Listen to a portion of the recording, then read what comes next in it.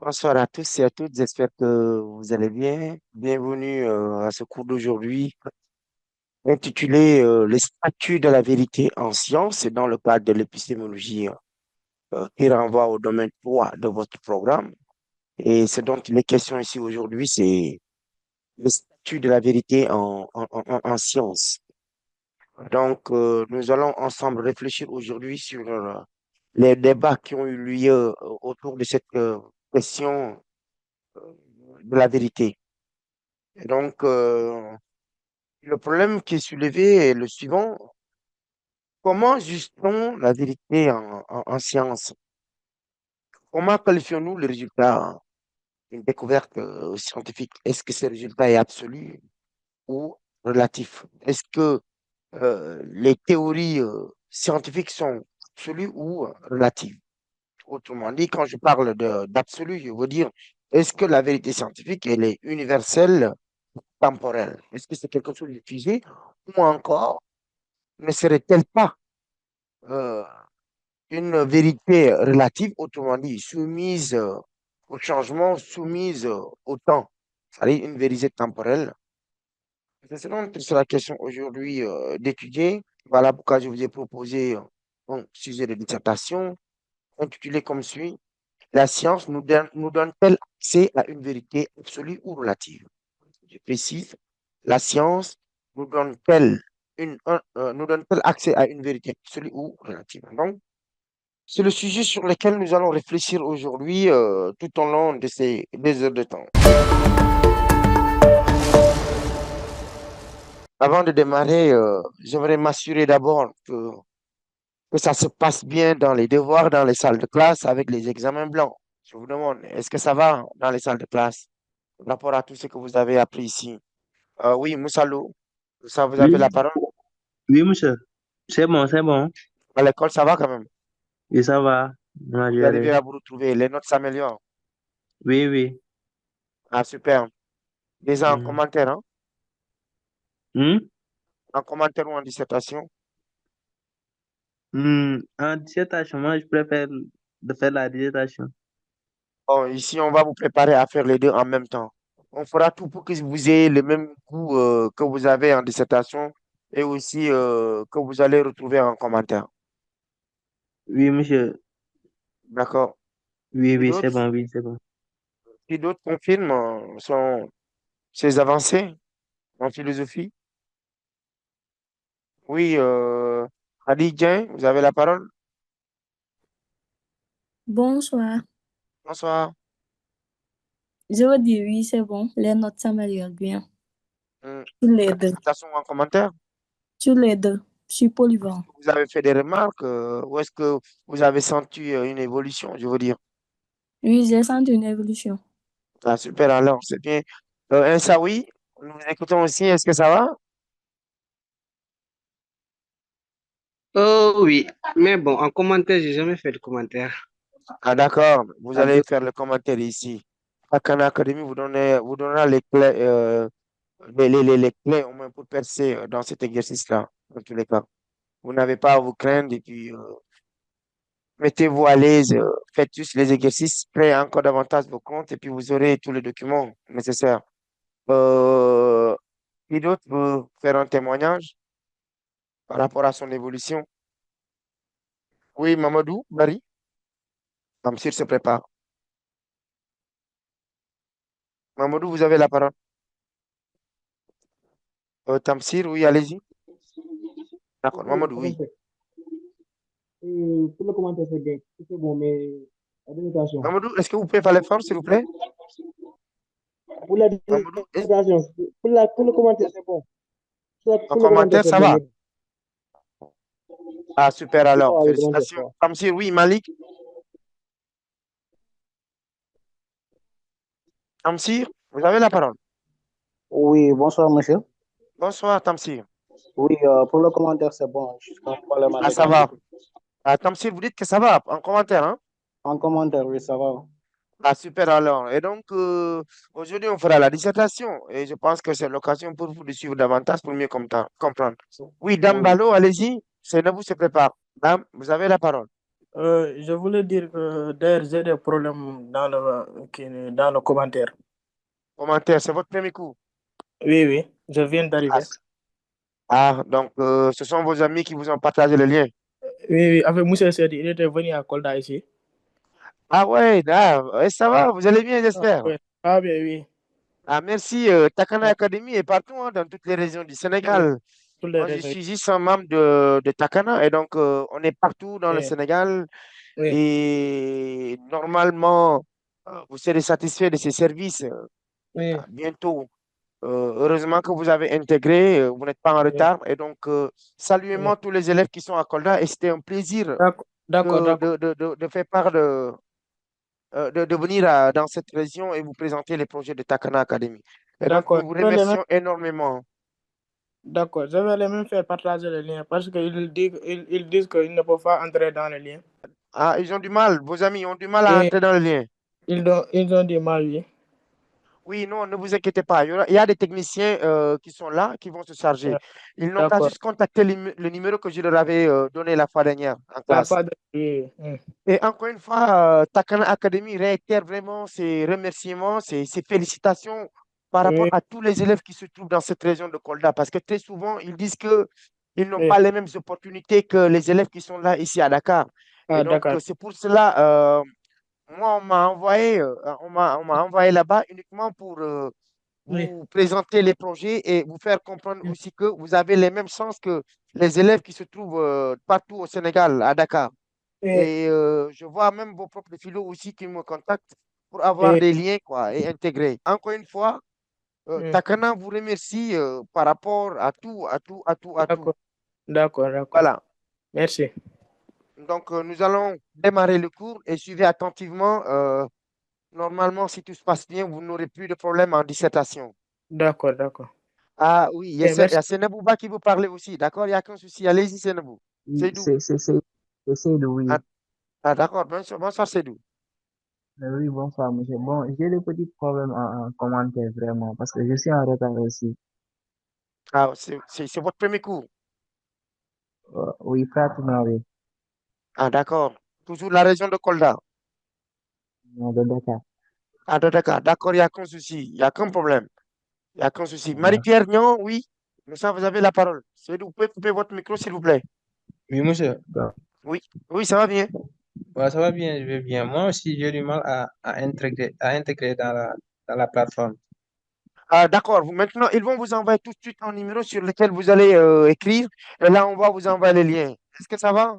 Oui, il y a une femme parmi vous qui avait chargé de me créer un compte, mais bon, depuis lors, j'ai pas accès à me Ne vous connecter inquiétez sur pas, la l'équipe plateforme. va s'en charger, ne vous inquiétez pas. D'accord, d'accord.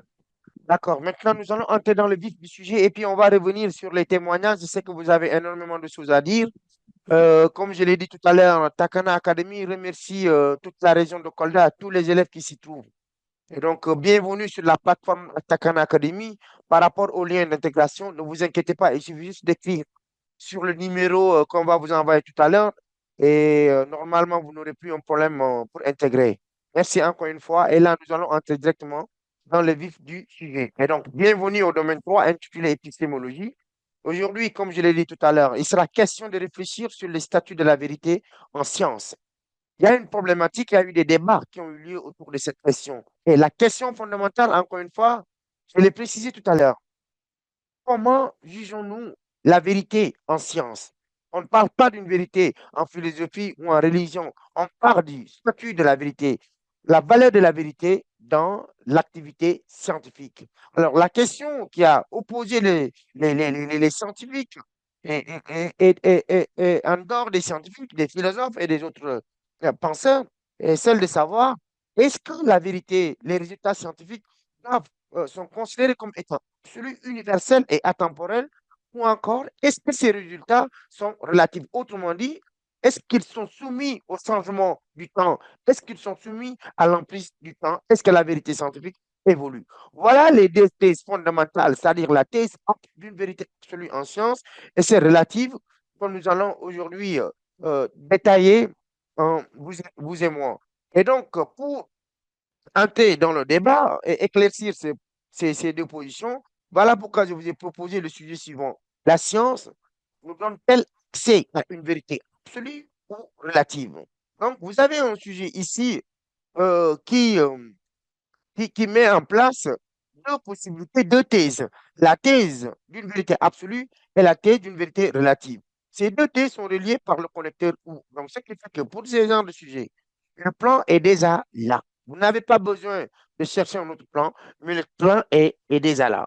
Dans la première partie, ce qu'il faut développer, c'est la première proposition, c'est-à-dire l'idée d'une vérité absolue. Et ce qui se trouve après le ou, c'est ça qui sera votre deuxième partie. Et donc, faites très, très attention pour ce genre de sujets-là. Et on peut aussi vous donner d'autres sujets avec la conjonction, c'est-à-dire et, ou on peut vous dire, par exemple, la science nous donne-t-elle accès à une vérité absolue et relative?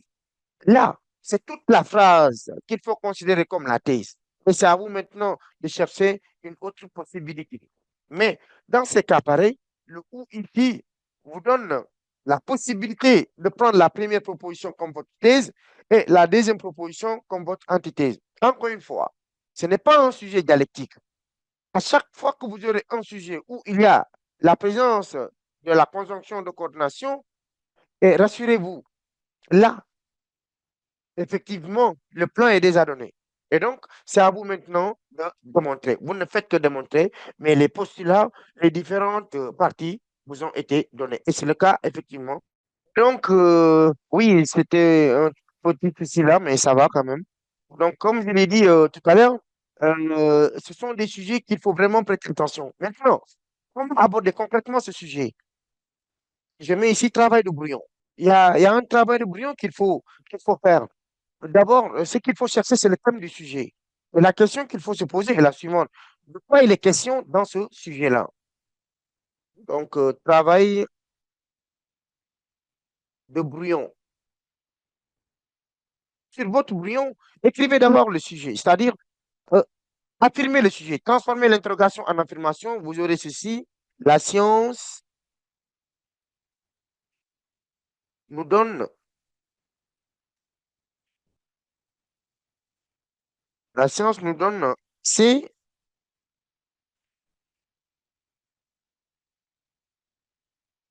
à une vérité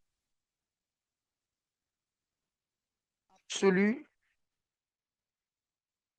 ou relative. Là, vous avez transformé l'interrogation en affirmation. Ça, c'est le premier pas. Deuxième point, deuxième clé ou deuxième règle, cherchez le thème du sujet.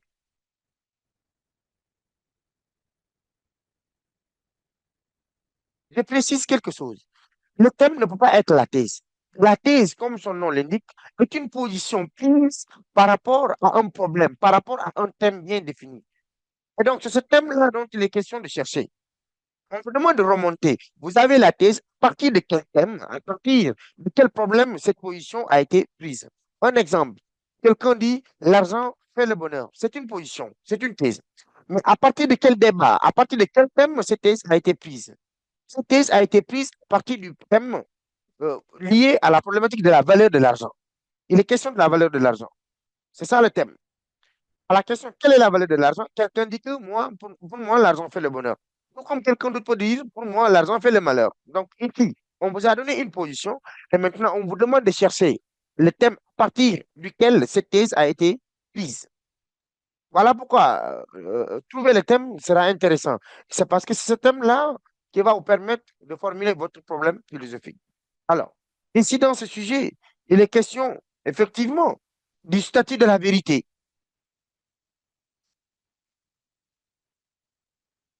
Statut de la vérité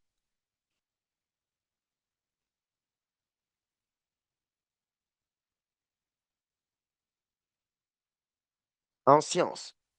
Ou comme quelqu'un d'autre peut me dire, ah, monsieur, moi j'ai choisi ceci comme thème. Ici, il est question de la valeur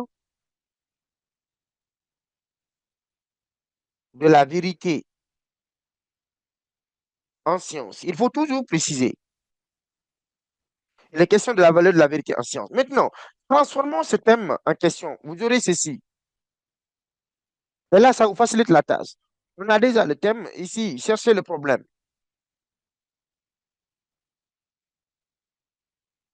Pour le problème philosophique, c'est facile.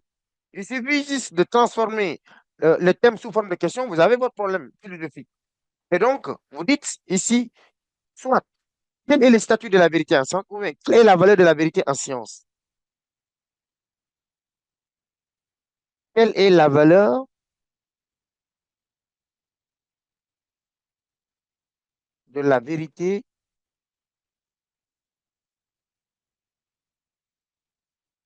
en science? Quelle est la valeur de la vérité en science? Ouais, là, tout de suite, vous avez réglé énormément de problèmes. Énormément. Finalement, pour ces sujets-là, avec vous, je peux même dire, vous avez tout trouvé. Vous avez déjà réussi votre introduction, je vous assure. En trouvant juste le thème, vous avez réglé votre introduction. Comment? Parce que c'est le même thème que vous voyez. C'est pour vous servir de faire une amorce, c'est-à-dire le préambule. Parce que pour l'introduction, n'oubliez pas, n'oubliez surtout pas. Dans l'introduction, on vous demande trois éléments essentiels, ou quatre. On vous demande de faire l'amorce. Je vais.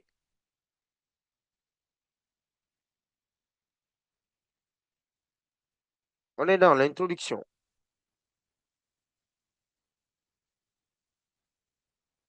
Vous écrivez d'abord amorce, c'est-à-dire sur votre brouillon. Ce que vous appelez préambule ou bien amener le sujet. Comprenez?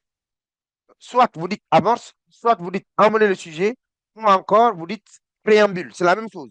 Dans votre brouillon, réglez d'abord l'amorce, c'est-à-dire séparer les éléments de l'introduction.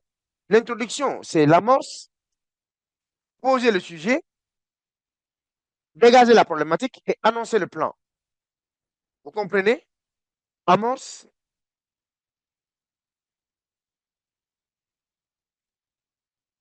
poser le sujet, dégager la problématique et enfin, annoncer-le. On vous demande d'annoncer le, le plan. Annonce du plan.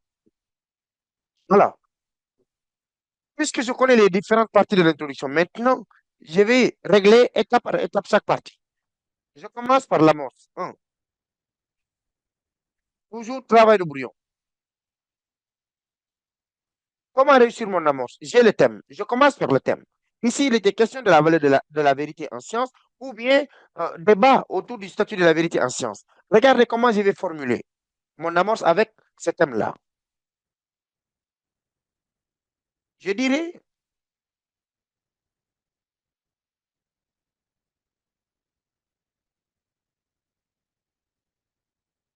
la question de la valeur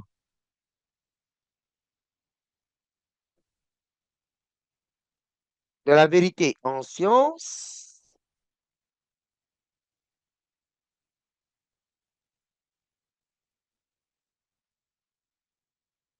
pose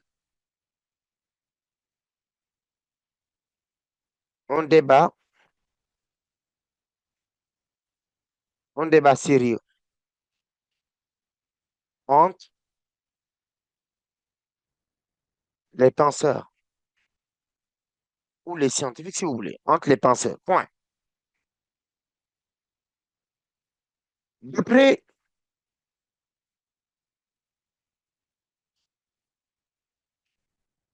certaines perspectives,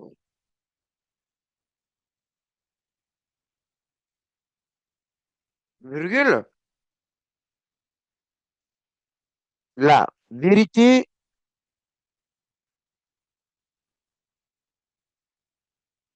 scientifique est absolue.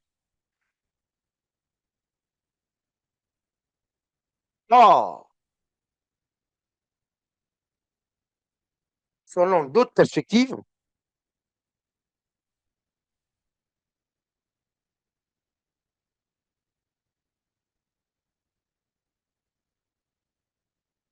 Or, selon d'autres perspectives, la vérité scientifique est relative. Point. Là, j'ai réussi mon amorce.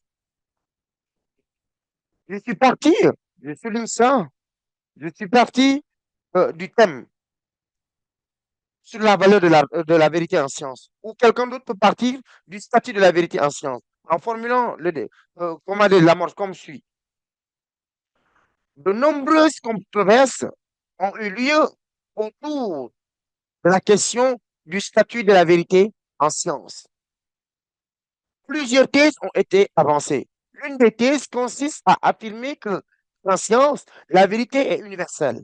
Or, d'après certaines thèses, et d'après d'autres thèses, la vérité scientifique n'est pas absolue, mais plutôt relative. Donc, quelqu'un d'autre peut partir du statut de la vérité et en faire une amorce. Donc, il y a énormément de possibilités.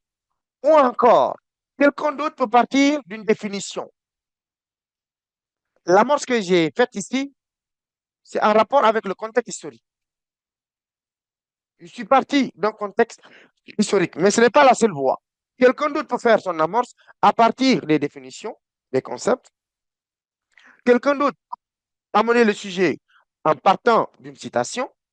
Quelqu'un d'autre peut amener le sujet en partant d'une observation. Et donc, il y a plusieurs manières d'amener le sujet. Mais moi, la voie que j'ai empruntée ici est celle d'un contexte historique, parce que c'est ça l'idéal. Ça permet au moins d'asseoir le débat. Monsieur, retournez un peu plus pour qu'on puisse capturer. Ah non, pas besoin. Créez juste votre compte. Vous aurez accès à tous les contenus, hein. Donc, soyez rassurés. Moussa, je termine, après je vous donne la parole, hein. Moussa Lou, dès que je termine, je vous donne la parole. Donc, pas besoin de faire capture. On va vous montrer comment créer le compte. Vous aurez tous les contenus, même la proposition de la correction, tout, tout, tout. Donc, créez juste votre compte et vous aurez tout. Bon, puisque vous insistez. Et là, Diop, oui. Vous voulez parler?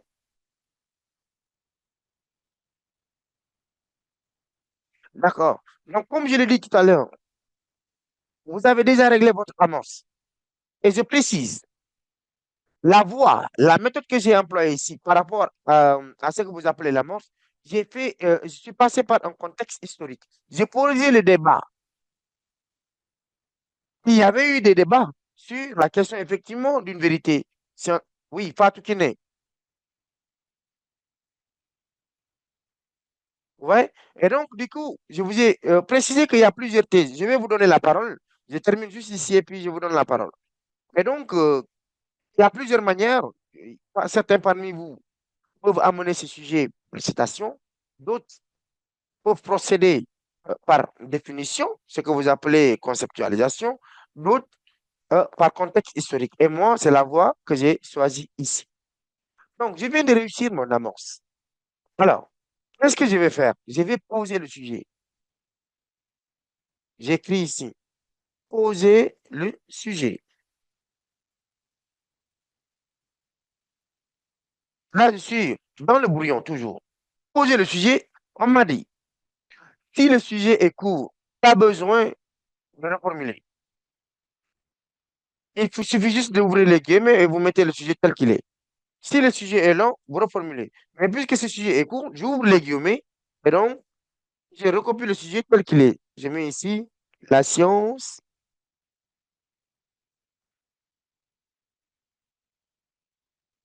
donne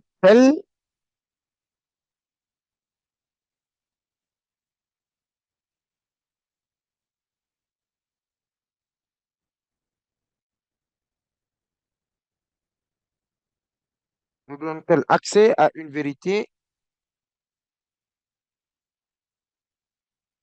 scientifique. C'est ça le sujet. J'ai posé le sujet. Et maintenant, j'enchaîne avec ce que vous appelez une réexplication. Je dis autrement dit,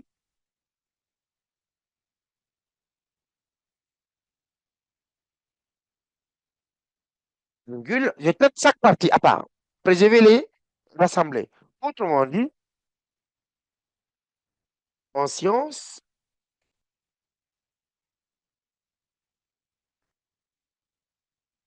la vérité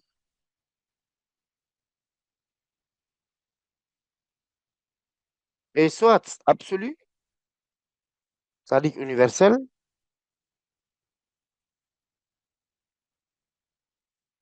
j'enlève le soit, peut-être, je mets plutôt. En sciences, la vérité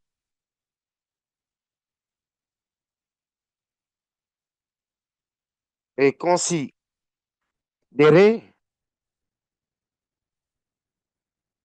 tantôt comme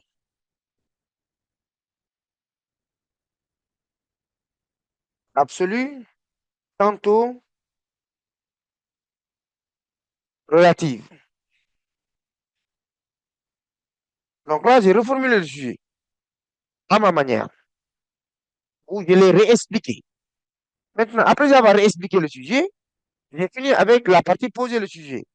Donc, ce qui me reste maintenant, c'est la problématique. J'écris ici, va toujours dans mon brouillon.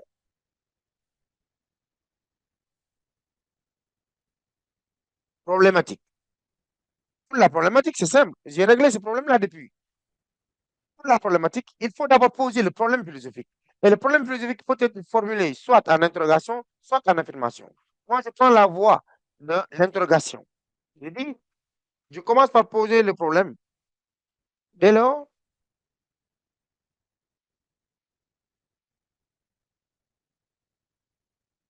nous pouvons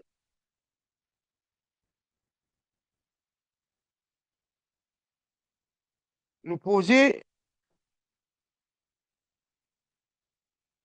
les questions suivantes.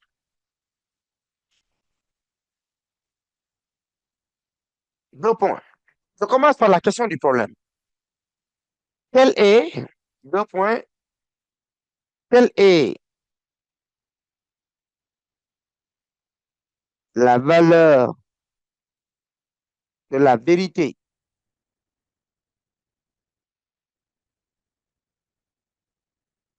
en science? Question fondamentale, c'est une question d'ouverture. J'enchaîne avec la question de la thèse. J'ai dit,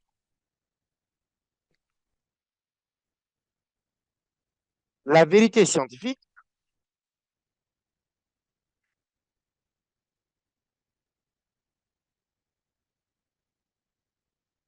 est-elle universelle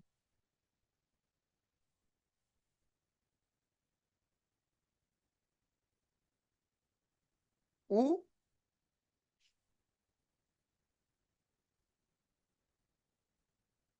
varie-t-elle avec le temps? C'est-à-dire relative. Et là, vous voyez, j'ai posé trois questions. La première question, c'est le problème philosophique. La deuxième question, c'est la question de la thèse. Et la troisième question, c'est la question pour l'antithèse. Mais ce n'est pas parce que j'ai posé trois questions que je vais développer toutes les trois questions. Non. Le problème, vous n'allez pas répondre à cette question. Vous n'allez pas développer la question du problème. Quand vous regardez bien cette question, c'est une question neutre. C'est pour juste ouvrir le débat. C'est pour au moins donner aux gens donner leur point de vue.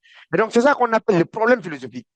Quelqu'un peut le formuler sous forme d'affirmation. Dans ce cas, vous allez dire ainsi, ou dès lors, ce sujet nous invite à réfléchir sur la valeur de la vérité en science.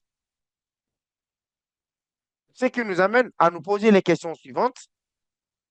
La vérité scientifique est-elle universelle ou encore varie-t-elle avec le temps? Donc, vous voyez, quelqu'un peut formuler le problème sous forme d'affirmation, tout comme quelqu'un d'autre sous forme d'interrogation. Moi, ici, j'ai choisi de formuler le problème sous forme d'interrogation. Et comment trouver le problème? Il faut juste trouver le thème. Si vous avez le thème, vous le transformez sous forme de question, c'est ça votre problème. Et donc, vous voyez comment c'est facile quand on trouve le thème du texte, du sujet. Quand vous trouvez le thème du sujet, mais finalement, tout est réglé, quoi. Parce qu'en trouvant le thème, vous arrivez à réussir votre amorce, vous avez trouvé le problème philosophique, et si c'est un sujet avec des connecteurs ou, tout le plan est déjà donné. Et donc, le travail le plus difficile dans l'introduction philosophique, ce n'est rien d'autre que le problème. Donc, trouver le problème, c'est le plus compliqué et c'est le plus complexe. Et donc, puisque le problème est réglé, il n'y a pas de problème. Ndeye Fatou Fall, oui, puisqu'elle insiste pour parler, nous vous écoutons. Ndeye Fatou Fall, vous avez la parole. Oui, monsieur. Oui, bonsoir. Bonsoir, monsieur. Comment vous allez? Ah, ça va bien, vous? Merci. Oui, Bon, nous vous écoutons. j'ai un problème avec le thème et la problématique et une confusion avec le plan.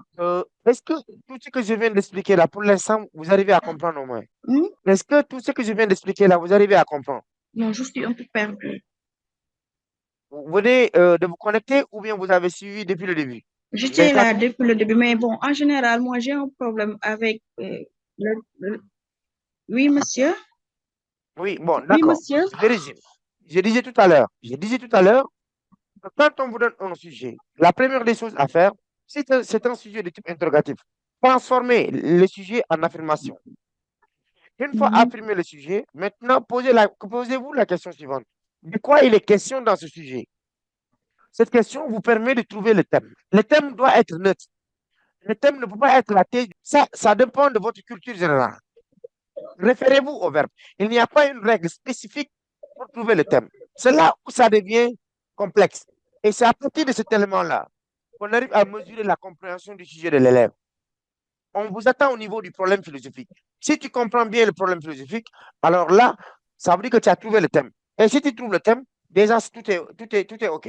Donc, le thème, si vous avez des difficultés pour l'instant, il n'y a pas de problème. Mais à force de vous exercer, nous vous indiquerons comment faire. Donc, à ce niveau, n'est aucun souci. Par rapport à la problématique, c'est l'ensemble des questions que l'on pose autour du problème philosophique, c'est-à-dire la question centrale. Le problème est un élément de la problématique. La problématique, elle est composée de problèmes, plus la question de la thèse, la question de l'antithèse ou encore de la synthèse. C'est l'ensemble de tout ça qu'on appelle problématique. Encore une fois, je précise, problématique, entendez par là la question pour le problème philosophique, c'est-à-dire la question centrale, la question pour la thèse, la question pour l'antithèse, la question pour la synthèse. C'est l'ensemble de tout ça qu'on appelle problématique. Maintenant, quand vous transformez ces questions en affirmation, on appelle ça plan.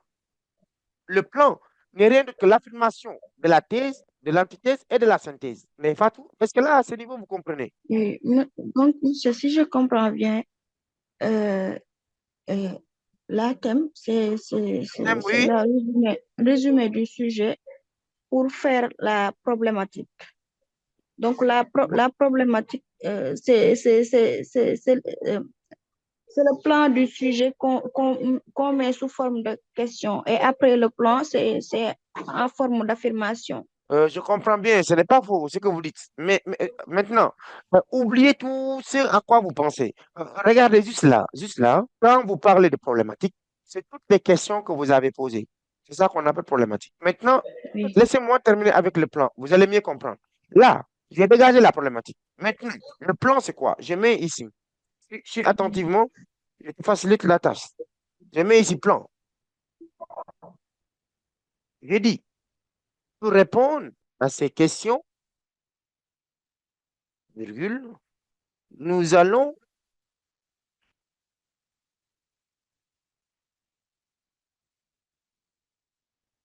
dans la première partie de notre développement, dans la première partie de notre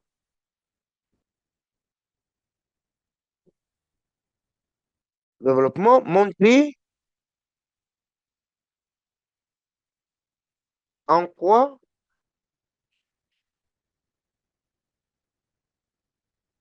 la vérité, en quoi la vérité scientifique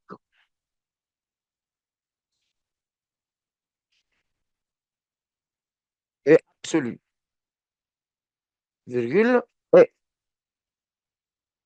dans la deuxième partie,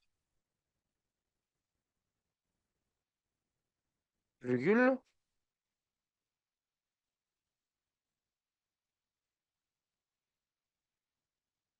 Nous allons montrer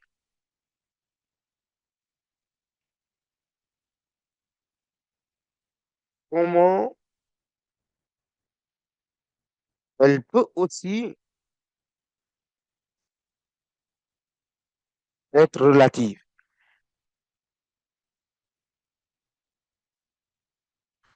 Donc, Fatou, c'est ça qu'on appelle le plan. Tu vois, j'ai commencé à affirmer à partir de la question de la thèse. Je n'ai pas affirmé le problème ici. Voilà pourquoi j'ai dit le problème, c'est juste une question d'ouverture. C'est pour prendre position.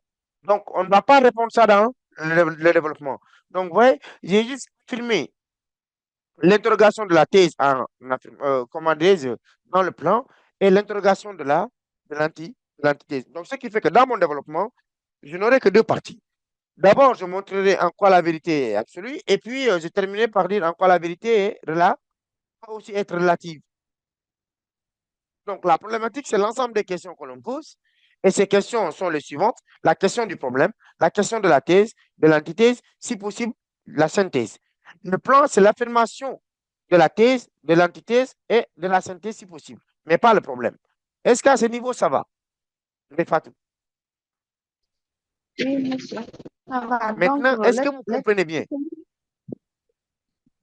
oui, je comprends. Donc, Fatou, le thème et la problématique, le thème et la problématique c'est des travaux au brouillon.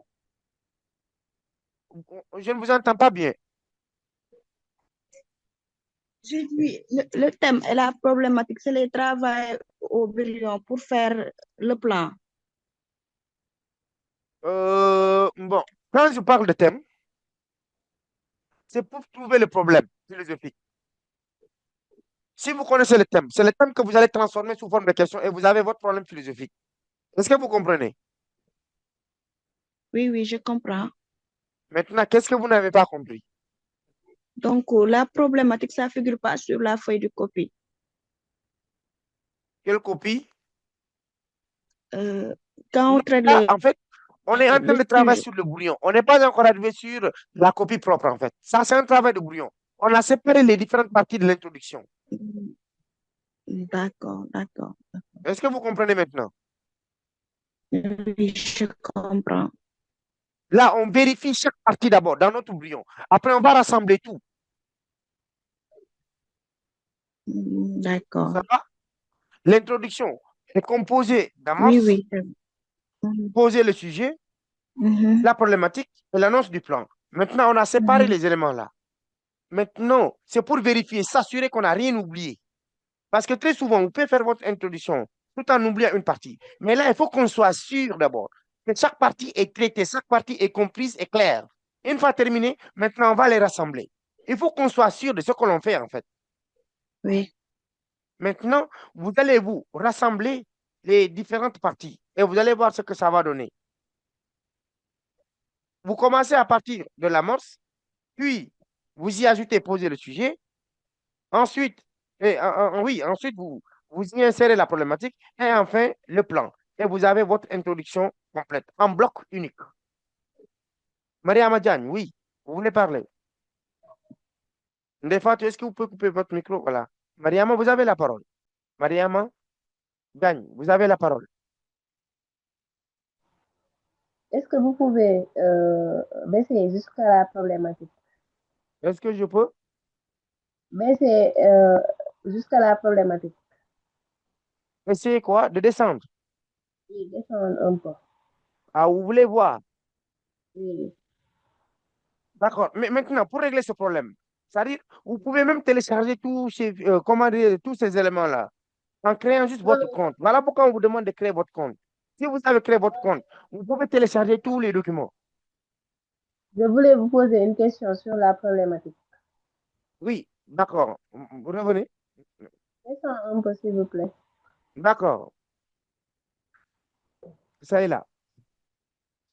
Euh, je pense, est-ce qu'il est essentiel de mettre dès lors nous pouvons nous poser les questions suivantes? Je pensais pour faire la problématique, il suffit juste de, après avoir reformulé le sujet, de poser les questions sans mettre dès lors nous pouvons nous poser les questions suivantes. Non, ça, c'est juste une transition. C'est-à-dire, ce sont des phrases, des connecteurs, quoi. C'est des phrases qui lient les parties, en fait.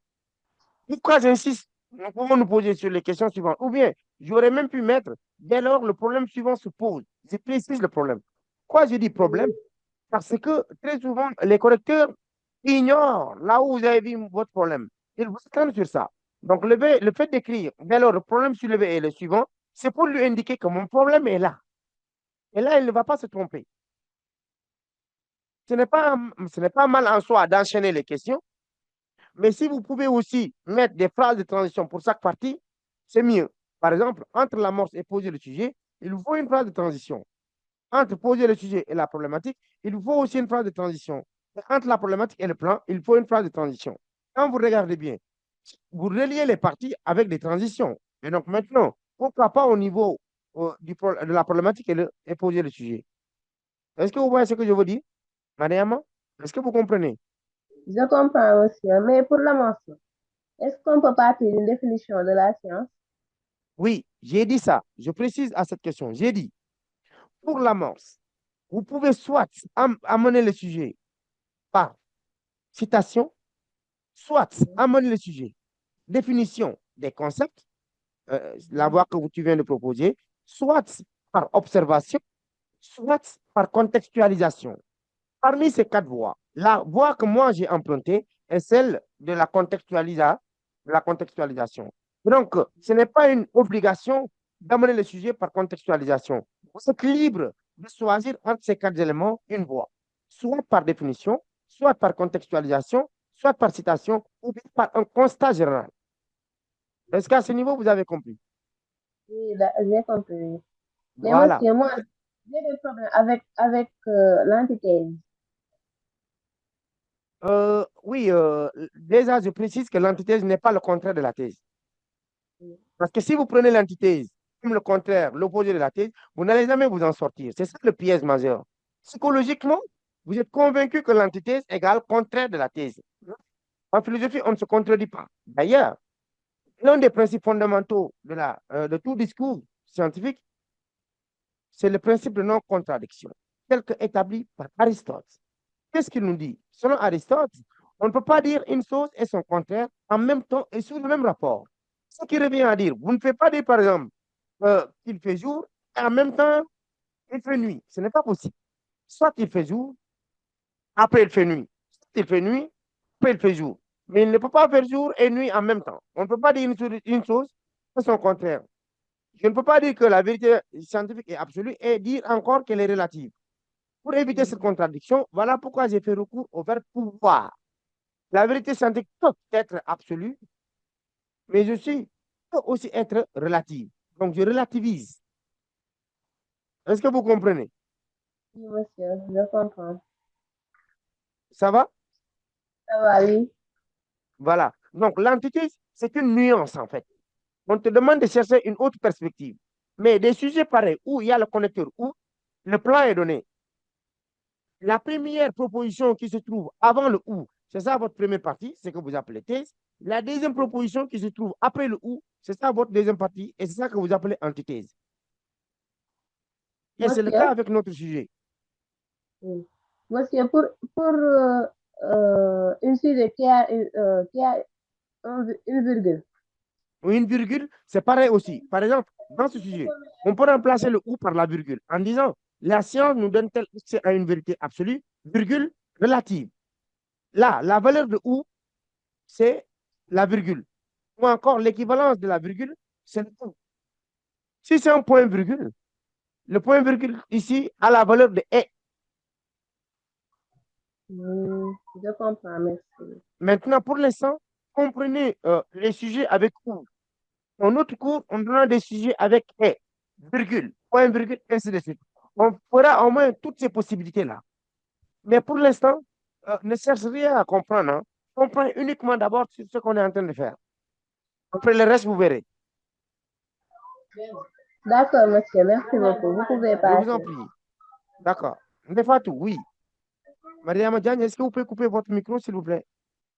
D'accord. Ndefatou, vous avez la parole. Moussalo, vous avez la parole maintenant. Oui, monsieur. Oui. Donc, au niveau du développement, on ne touche pas à la problématique. Non, non. Patientez un peu. Quand je dis problématique, c'est l'ensemble de toutes les questions qu'on a posées. Donc, je comprends votre question. Vous voulez dire le problème. Le problème est un élément de la problématique. Comprenez ça. Le problème, c'est la question fondamentale. Donc, la problématique, c'est à la fois la question pour le problème, la question de la thèse, la question de l'antithèse et celle de la synthèse. C'est tout ça qu'on appelle problématique. Oui, Mais oui, dans oui, le j'ai compris. développement, on ne va pas répondre à la question du problème. Mhm. Parce que là, Ok, au moins, vous avez compris. oui, j'ai compris tout, j'ai compris. Merci. Insa Sadio. Insa, Monsieur, oui, j'ai vu que lorsque vous avez contextualisé le sujet, vous oui. avez rapporté aussi les paroles de l'auteur, genre la citation de l'auteur. Euh, comme quand on définit, on rapporte aussi. Est-ce que forcément quand on Pas une contextualise, on citation. doit. Ce n'est pas une citation. Le sujet, donc, le Le sujet, libellé. ça. Oui, les différentes Oui, thèses qui ont été avancées. oui. Est-ce que quand on contextualise, on doit forcément faire la même chose? Vous m'entendez? Je vous entends. J'ai dit, quand Uh-huh. vous avez contextualisé, non? Oui, Oui, en contextualisant, vous avez dit le libellé, vous avez mis ça entre guillemets pour non, c'est dire le encore sujet que j'ai mis autrement. entre guillemets. Puis Ça, le c'est la partie sujet, c'est poser ça. le sujet. Quand j'ai Oui, contextualisé, je n'ai pas mis entre guillemets. Regardez bien. Attendez, je descends, vous allez voir. Regardez comment j'ai fait. Il n'y a pas de guillemets là-bas. Est-ce que vous avez vu l'amorce? non, non. L'amorce, regardez bien, ça est là. J'ai mis amorce. Vous voyez ça? Oui, Oui, ça s'arrête là. Attendez, je vais faciliter la tâche. C'est ça la première partie de l'introduction. Maintenant, regardez. Posez le sujet, ça est là. C'est ça que j'ai mis entre guillemets. d'accord. Est-ce que vous comprenez maintenant? Oui, oui, oui. C'est sûr que vous avez compris. J'ai vu que ici vous avez mis pour poser le sujet là. Oui, c'est ça que je parlais. Oui, posez le sujet. J'ai mis le sujet entre guillemets. Puis j'ai reformulé. Ma question était de savoir si on contextualise, forcément, on doit poser le sujet. Oui, si vous voulez aussi, vous ne posez pas. D'accord. Oui, si vous voulez, vous ne posez pas. Ou, dans ce cas, vous faites disparaître les guillemets. Ah, on donne ça on reformule ça directement, quoi. Oui, si vous voulez. Ce n'est pas une obligation. Je D'accord. l'avais dit tout à l'heure. Vous pouvez poser le sujet soit par reformulation. Souvent, on vous le recommande si le sujet est long. Soit vous mettez le sujet tel qu'il est si le sujet est court. D'accord. OK. Merci. Les autres, est-ce que vous pouvez couper votre micro si vous ne parlez pas? Seydou Ba, vous avez la parole. Seydou, Oui, monsieur. oui. J'ai un petit problème au niveau de la problématique. Quand vous disiez que la problématique est différente des problèmes du thèse, Non, je n'ai pas dit que c'est différent du problème. ah, Pour vous faciliter la tâche, ce qu'on appelle problématique, oui, c'est l'ensemble de toutes les questions que l'on pose après juste avoir posé le sujet. Autrement dit, comprenez bien ceci. d'ac- Problématique. oui, Un, c'est plus la question centrale qu'on appelle problème philosophique, la question de la oui, thèse, la question de l'antithèse et la question de la synthèse. C'est toutes ces questions qu'on appelle problématiques. Est-ce qu'au moins vous comprenez? Le problème d'accord. fait partie de la problématique. Le problème, c'est juste la question d'ouverture. Regardez bien notre problématique. Regardez, regardez. Je vous détache ça. Regardez bien. Comme ça, vous n'aurez plus un problème à ce niveau. Ce n'est pas pour rien que je vous ai donné le temps de poser des questions ici. Regardez. On va remonter. Là, problématique. Regardez bien. Oui, La première question, quelle est la valeur de l'argent? Et quelle est la valeur de la vérité en science? C'est ça qu'on appelle le problème philosophique. Cette question-là, elle est neutre. Ce n'est pas la thèse, ni l'antithèse, ni la synthèse. C'est une question neutre qui nous ah, permet d'ouvrir le débat. d'accord. Est-ce que vous comprenez? La deuxième question, la vérité scientifique. J'ai sauté ici. Je devrais mettre scientifique. La vérité scientifique est-elle universelle? Cette question, c'est la question de la thèse. Ou varie-t-elle Oui. avec le temps? Cette question aussi est la question de l'antithèse. Donc, vous avez trois questions. La première, quelle est la valeur de la vérité en science? Cette question est appelée le problème. La vérité scientifique est-elle universelle? Question de la thèse. Ou varie-t-elle avec le temps? Question de l'antithèse. Maintenant, si vous prenez toutes ces questions-là, la question du problème, celle de la thèse et de l'antithèse, c'est tout ça qu'on appelle la problématique. Voilà pourquoi je veux dire la problématique. C'est l'ensemble des questions que l'on pose autour d'une question centrale que l'on appelle le problème. Est-ce qu'au moins vous comprenez ça? Oui. Donc, dites problématique égale problème plus la thèse plus l'antithèse plus la synthèse. Au moins, c'est clair. Je suis satisfait. Ah, merci alors. Mariama Diagne, qui? Maimouna? Bonsoir, monsieur. Oui, bonsoir. Je voulais savoir quand est-ce qu'on fait une synthèse dans une dissertation. Quand est-ce qu'on fait une synthèse? Oui, Bon, vous allez voir, dans le sujet que j'ai donné, j'ai fait une synthèse. Vous allez voir ce qu'on fait. C'est une troisième possibilité. Ce sont des points de vue, en fait. Et la synthèse, c'est pour réconcilier les deux positions, c'est-à-dire celle de la thèse et de la synthèse et de l'antithèse. Mais ce n'est pas une obligation hein, d'accord. de faire la synthèse. Merci. Elas Diop, oui. Elas, Oui, monsieur. oui. Dans l'introduction, la question que vous avez posée, qui est neutre, quelle est la valeur de la vérité en science? Oui, c'est Est-ce le problème.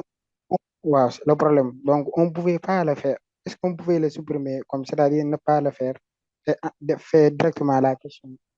Et Quelle question? La vérité scientifique est-elle universelle ou varie? Reprenez, vous dites. On supprime quelle question? Mais la question quelle est la valeur de la vérité en science? Oui. Est-ce que c'est possible qu'on ne peut pas le faire dans une introduction? Mais c'est ça le problème philosophique. Ça, c'est indispensable. On mesure la compréhension de votre sujet à partir de là. Et c'est la partie la plus complexe, pour ne pas dire difficile. Soit vous formulez le problème sous forme de question, soit sous forme d'affirmation. Vous pouvez dire, ce sujet nous invite à réfléchir sur la valeur de la vérité en science. Le problème ne peut pas ne pas figurer. Ce n'est pas possible. Ça, c'est fondamental. C'est-à-dire, je comprends votre malaise. C'est le problème qui est complexe à trouver. Voilà pourquoi j'insiste beaucoup sur ça. S'il n'y a pas de problème, il n'y aura pas de série de questions. C'est comme un commentaire. Si vous me dites, est-ce qu'on peut supprimer le problème et affirmer directement la thèse? Est-ce que ça aura un sens? Il ne peut pas y avoir de thèse s'il n'y a pas de problème. C'est comme quand tu me dis, monsieur, quel élève est méchant? Mais ça, c'est ta position. Pourquoi l'élève est méchant? Je t'interroge. C'est pour trouver le problème. Pourquoi vous dites ça? Là, on retourne directement. Ou bien, vous dites égal 2. Mais quelle question on vous a posée pour dire égal à 2? Et souvent, même à l'élémentaire, on vous dit point, point, point, point d'interrogation, plus point, point, point, point d'interrogation égale 4. On vous a donné les résultats. Mais quel est le problème? Vous allez vous mettre 2 plus 2 égale à 4. Donc, on vous a donné la position, mais c'est à vous de remonter au problème. Donc, si c'est un texte de questions aussi, c'est la même chose. Après avoir présenté le thème, c'est le problème. Le problème, après la thèse. Et donc, c'est un peu pareil dans le sujet qu'on vous donne, supposez-le comme un texte de commentaire, où il est question de trouver obligatoirement le problème. S'il n'y a pas de problème, il n'y aura pas de thèse non plus. Je prends le temps de vous expliquer de fond en comble l'introduction parce que c'est le noyau. Je m'attendais quand même à ça, d'autant plus que c'est votre premier cours. Est-ce que c'est le cas avec moi? Et l'âge? Oui, oui, absolument. C'est votre premier cours avec moi? Oui, oui. Ah oui, mais ça va venir, hein? Ne vous inquiétez pas. C'est normal. Voilà pourquoi aujourd'hui, je me suis focalisé plus sur l'introduction afin de vous permettre de mieux comprendre. Parce que c'est le moment, puisqu'on est au dernier virage, avant d'avancer d'une étape à une autre, il faut que les choses soient claires d'abord. Donc, il n'y a qu'un souci. Nous vous accorderons le maximum de temps, c'est votre temps de parole. On va répondre à toutes les questions, on va régler tous vos besoins et prochaine fois, les choses iront plus vite. Mais encore une fois, un autre conseil. Si vous voulez assimiler tout ce dont nous avons fait, créez d'abord votre propre compte. Il faut créer le compte, c'est indispensable. Et là, vous aurez accès à tous les cours Et ça vous facilitera encore une fois la compréhension. On sera là pour vous. Donc, ne soyez pas gênés. Multipliez les questions, il n'y a aucun problème. Dans tous les cas, c'est le but de cette plateforme, de répondre à toutes les questions que les élèves posent. Est-ce que ça va, Elage, pour l'instant? Oui, c'est bon, c'est bon. C'est bon pour l'instant? Oui, c'est bon, D'accord. c'est bon. Maria Diagne, oui. Encore. Euh, Insa, oui. Elage, vous pouvez couper votre micro, s'il vous plaît? Monsieur, Oui, dans le développement, oui. On n'est pas encore arrivé au développement. On y arrivera. Pour l'instant, c'est l'introduction. d'accord. Mais vous pouvez anticiper aussi, il n'y a aucun souci. Et je voulais demander si dans un développement, pour développer une part, il est essentiel de mettre combien de paragraphes argumentatifs? Minimum 2. Minimum 2, maximum? Là, il n'y a pas de limite. Je ne peux pas vous dire le maximum. Mais un conseil. Minimum 2, maximum limitez-vous à 3 paragraphes. D'accord. Oui. Parce que plus vous écrivez, plus il y aura des fautes, des erreurs et ça va vous coûter cher. Choisissez de très bons arguments, développez-les de manière fluide, précise et simple. Et chaque argument, il faut donner il est forcément de donner une citation. Ce n'est pas forcément une citation. Vous pouvez ne pas donner une citation. Vous partez juste des constats généraux et comment des exemples quotidiens.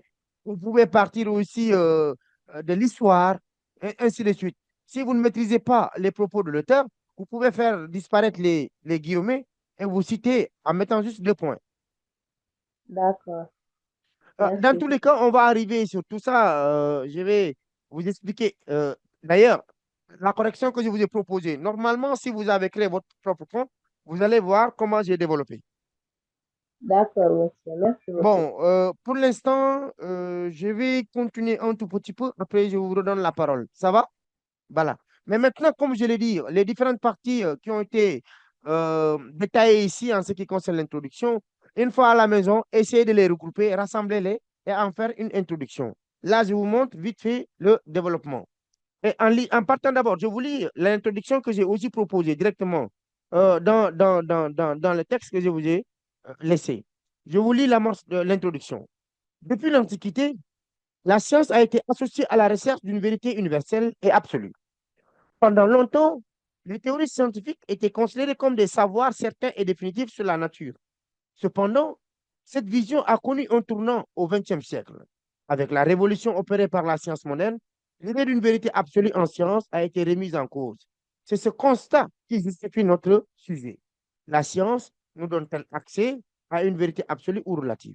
Autrement dit, en science, est-il possible de parvenir à une connaissance intemporelle et définitive? Dès lors, ce sujet nous invite à réfléchir sur la nature de la vérité scientifique. Là, c'est le problème que j'ai formulé sous forme d'affirmation. Dès lors, je prends, ce sujet nous invite à réfléchir sur la nature de la vérité scientifique.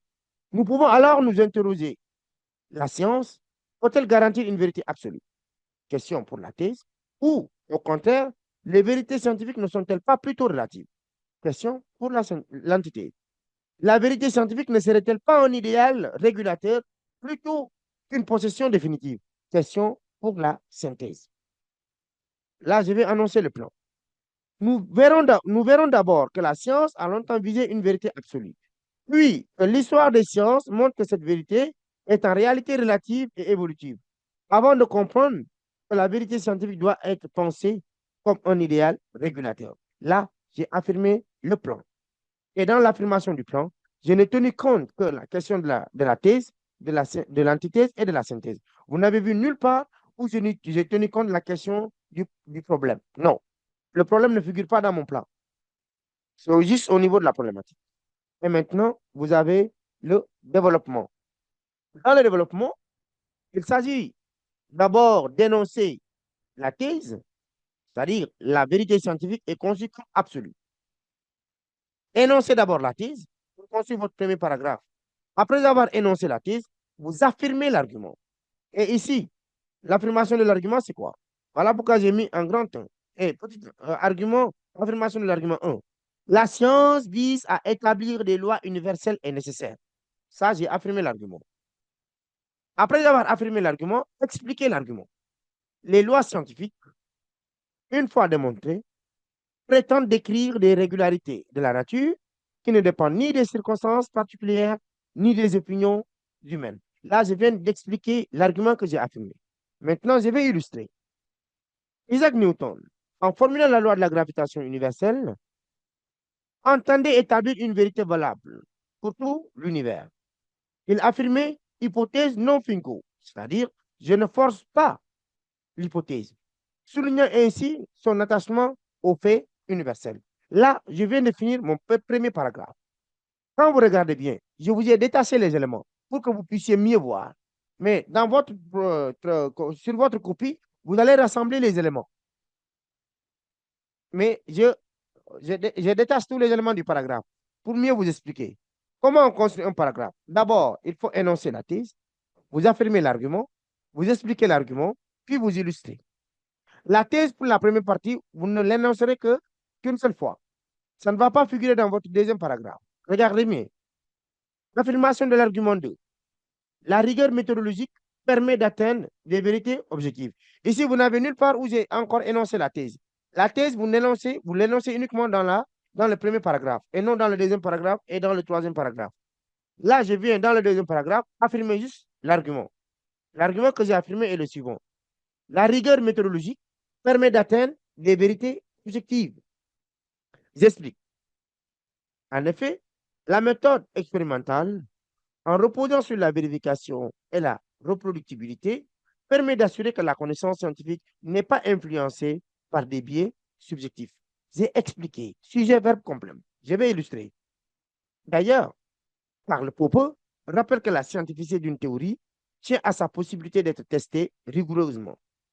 D'où ces propos.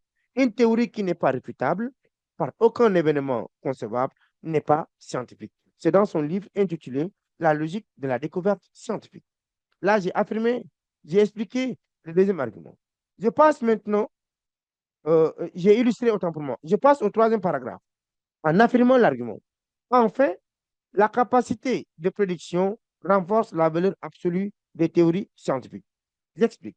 Car une théorie scientifique n'est pas seulement explicative, elle doit être capable de prédire des phénomènes encore non observés, ce qui témoigne de son ancrage dans la réalité. J'ai expliqué l'argument, maintenant je dois illustrer. Je dis, la place à ce niveau affirme que l'univers tout entier obéit à un déterminisme strict. L'état présent de l'univers est l'effet de son état antérieur et la cause de celui-ci et de celui qui va suivre. Ça, c'est la citation dans son livre intitulé Essai philosophique sur les probabilités. Maintenant, puisque je viens de finir mes 3 paragraphes, je vais faire une seule conclusion partielle. Au lieu de faire dans chaque paragraphe une conclusion partielle, j'ai fait une seule après avoir terminé les 3 paragraphes. C'est quoi la conclusion partielle? La conclusion partielle n'est rien d'autre que la remise de la thèse. Vous dites ainsi, partant de ces 3 arguments, nous pouvons dire que la science, en science, la vérité est absolue et universelle. Donc, vous faites retourner la thèse au niveau de la conclusion partielle. En résumé, pour construire un paragraphe, il faut énoncer la thèse d'abord. Autrement dit, dans le développement, pour traiter votre thèse, la première phrase que vous devrez d'abord écrire, c'est énoncer la thèse. Commencez par énoncer la thèse.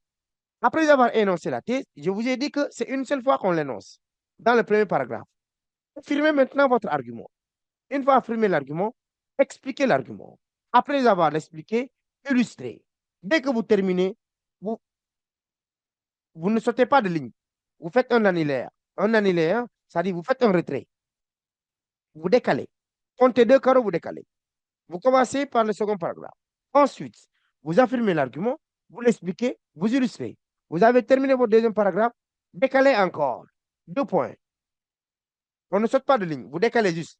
Enfin, vous affirmez votre troisième argument, vous l'expliquez, vous illustrez.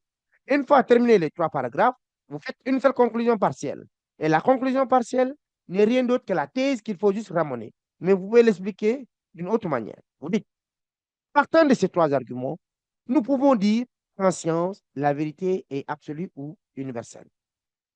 Une fois terminé la première partie, c'est-à-dire la thèse, vous allez faire une transition. Transition pour venir directement à l'antithèse. Quand vous regardez bien ici, en 2, là, j'ai écrit, pourtant, la vérité scientifique apparaît comme relative et évolutive. Autrement dit, je viens de finir la thèse. Je dois venir dans l'antithèse. J'ai fait une transition. J'ai dit, par exemple, l'idée de l'une vérité absolue en science semble être remise en cause. Car, pour certains, la vérité scientifique apparaît comme relative et évolutive. Là, c'est pour venir directement à l'antithèse. Donc, j'ai énoncé dans la transition l'antithèse. Maintenant, je dois construire mon premier paragraphe en affirmant directement l'argument. L'argument que j'ai affirmé est le suivant. L'histoire des sciences modernes montre que des théories scientifiques sont toujours provisoires. Je vous explique le contexte de ce débat. L'idée d'une vérité absolue en science, c'est du 16e siècle jusqu'au 19e siècle. Je dis bien, l'idée d'une vérité en science. Si vous voulez aussi, je peux partir du 17e jusqu'au 19e siècle. Mais prenez tout ce temps-là. C'est du 16e siècle jusqu'au 19e siècle. Durant cet intervalle de temps, la vérité scientifique était considérée comme étant absolue, jusqu'à la physique newtonienne, c'est-à-dire la physique classique. Mais à partir du 20e siècle, qui coïncide avec la relativité d'Einstein, les scientifiques ne considèrent plus une vérité scientifique comme absolue, mais plutôt relative. D'ailleurs, il y a un très beau texte d'un auteur scientifique appelé Besser. C'est un article intitulé L'apport de la métaphysique à la physique. Qu'est-ce qu'il nous dit? Il nous dit, avant Einstein, la vérité en science était considérée comme étant absolue. Mais après Einstein, on ne se prononce que sur les degrés de vérité, et non sur une vérité définitive. Donc, ce sont des propos qui attestent cette problématique ou qui illustrent bien cette problématique autour du statut de la vérité en science. Avant Einstein, c'est-à-dire au temps de Newton, tous les scientifiques parlaient de vérité absolue. Autrement dit, on concevait les résultats scientifiques comme étant définitifs. Un résultat qui est temporel, qui n'évolue pas, qui est universel en tout temps et en tout lieu. Mais à partir de la révolution d'Einstein, avec sa théorie de la relativité restreinte et générale, on s'est rendu compte qu'en réalité, la science n'a pas un fondement qui peut nous garantir une vérité absolue ou des résultats définitifs. Non. Parce que le fondement même de la science, à tout instant, est remis en cause. Puisque nous venons de voir un exemple, c'est-à-dire la physique newtonienne, qui a été longtemps considérée comme une physique qui a un fondement solide. Et avec l'avènement d'Einstein, on a compris qu'en réalité, les choses peuvent changer à tout moment. Les résultats scientifiques peuvent changer, peuvent évoluer. Ce sont des résultats temporaires. Voilà pourquoi un scientifique épistémologue du nom de Karl Popper nous dit même, nous interdit de nous prononcer sur le concept de vérité, car pour lui, il n'existe pas de vérité en science, mais il n'y a que des corroborations. Et donc, si on avait considéré en science l'idée d'une vérité absolue, c'est parce que on pensait que le fondement scientifique est définitif. C'est un fondement infaillible. La science ne peut pas connaître une crise. Mais à partir du XXe siècle, on a compris effectivement qu'une vérité scientifique n'est pas absolue, mais elle est relative. Et là, pour soutenir l'idée d'une vérité relative, on peut aborder 3 arguments. Par exemple, 3. 1. Si en science, la vérité elle est relative, c'est parce que nous-mêmes, les scientifiques en question, leurs facultés sont limitées. Par exemple, en tant qu'homme, nos yeux sont limités. Au-delà des rayons ultraviolets, nos yeux ne peuvent pas voir. L'individu ne peut que voir sous la lumière blanche et non sur des rayons ultraviolets. La preuve en est que ce qu'un chien peut voir pendant la nuit, nous ne pouvons pas le voir. Nous ne pouvons même pas sentir l'effet gravitationnel. Vous comprenez? Nous ne pouvons même pas sentir le mouvement de la Terre. Voilà pourquoi pendant longtemps, on avait cru que la Terre était, était plate. Était aussi le centre. Donc ça, c'est le premier argument. La vérité en science, elle est relative parce que l'homme qui est censé comprendre le phénomène, ses facultés sont limitées. Donc si ses facultés sont limitées, il ne peut pas se prononcer à coup sûr de manière définitive sur une quelconque information ou sur un quelconque résultat. De l'imparfait ne peut pas naître du parfait. Deuxième argument que nous pouvons avancer, c'est quoi? C'est que si en science la vérité elle est relative, c'est parce que le langage que nous utilisons ne peut pas décrire toutes les propriétés du réel. Par exemple, notre propre langage ne peut pas traduire certains phénomènes, certaines réalités, comme nos émotions. Souvent, vous avez mal ou vous sentez quelque chose. Il n'y a que vous qui le sentez. Mais vous avez du mal à trouver des mots pour décrire exactement ce que vous ressentez. C'est comme le cas avec l'amour. Souvent, vous êtes amoureux, on vous trahit, vous pleurez. Et les gens se demandent, mais attends, pourquoi ils pleurent? Ils ne voient pas la douleur. La douleur, on la ressent. Mais vous n'avez pas les mots pour décrire cette douleur ou cette émotion. Donc, ouais, c'est comme si on vous a frappé avec des bâtons, alors que tel n'est pas le cas. C'est peut-être une fille qui vous a trahi, et donc, du coup, vous avez cru que la terre est en train de se dérober sous vos pieds. Vous pleurez. Vous n'êtes pas les seuls à pleurer, hein, tout le monde pleure, mais moi-même, j'ai pleuré. Et donc, ce n'est pas un débat là-dessus. Ouais. Donc, le deuxième argument qu'on peut avancer est lié au langage. Et d'ailleurs, c'est l'un des arguments que va avancer un épistémologue du nom de Willard Van Orman Quine, ce qu'on appelle le langage non reflet. Pour Quine, le langage est limité. Le langage ne peut pas décrire certaines réalités, comme Dieu, par exemple, les trous noirs, la matière noire, l'énergie noire. Bref, il y a de ces réalités que le langage ne peut pas effectivement décrire. Donc, le langage est limité et donc on ne peut pas obtenir une connaissance absolue. Troisième argument aussi que nous pouvons avancer, c'est lié par rapport à la complexité même du réel et son évolution. L'objet que nous cherchons à comprendre, cet objet-là évolue, mais aussi est complexe. Pendant combien de siècles on étudie l'homme? Et jusqu'à présent, on n'arrive même pas à connaître l'homme à 100%. Nous-mêmes, nous perdons un contrôle sur nous-mêmes. Voilà pourquoi il y a l'inconscient aussi. Il y a une preuve que nous n'avons pas une connaissance suffisante, une maîtrise suffisante de nous-mêmes. Donc, partant de ces trois arguments, c'est-à-dire les limitations de nos facultés, la limite aussi du langage, qui est incapable de décrire toutes les propriétés du réel, mais aussi la complexité du réel, on peut conclure effectivement que la vérité en science n'est pas absolue, mais plutôt relative. Voilà ce qu'il y a lieu de comprendre par rapport au développement. Est-ce que vous avez des questions sur la construction du paragraphe? Donc, pour vous résumer, comment construire un paragraphe? Je vous montre tout de suite. Je mets ici développement.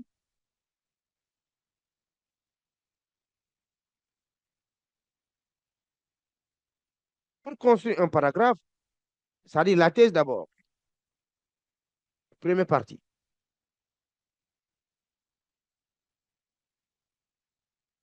Commencez par énoncer la thèse. Énoncer la thèse. Après avoir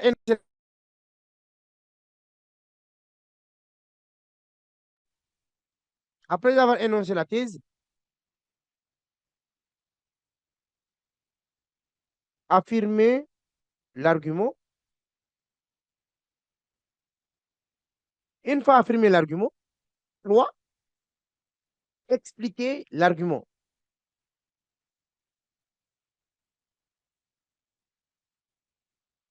Une fois expliqué l'argument, et là, vous illustrez. L'illustration peut être faite par citation, soit vous faites disparaître les guillemets en citant de manière indirecte, en mettant 2 points, soit un exemple dans la vie quotidienne. Une fois terminé le premier, c'est ça qu'on appelle un paragraphe. Un paragraphe.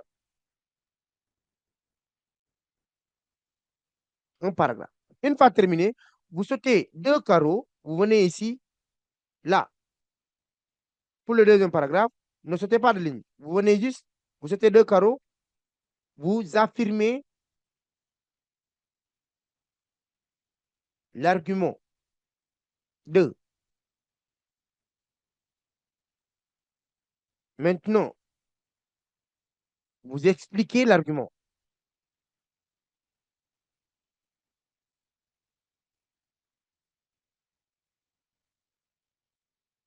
Une fois expliqué l'argument, nous sommes toujours dans la thèse. On construit 2 paragraphes. D'accord? J'ai fini avec le premier paragraphe. On explique l'argument. Une fois expliqué l'argument, je vais illustrer.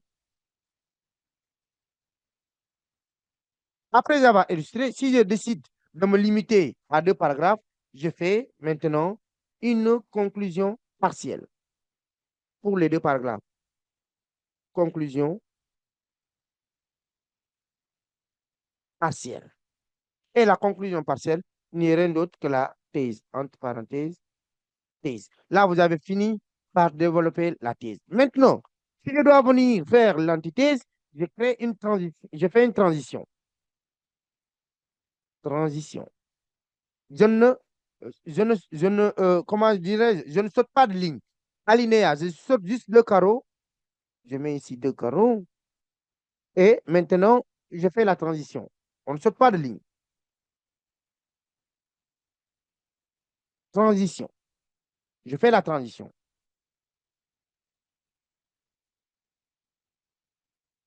J'écris même la phrase.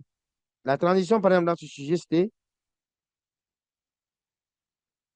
l'idée d'une vérité absolue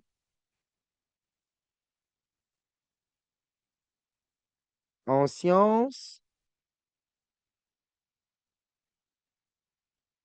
est remise en cause, car pour d'autres, la vérité en science est relative et évolutive.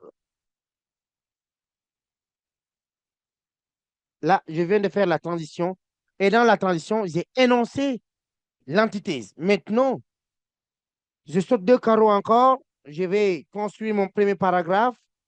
Je mets ici directement affirmation de l'argument. J'affirme. Affirmer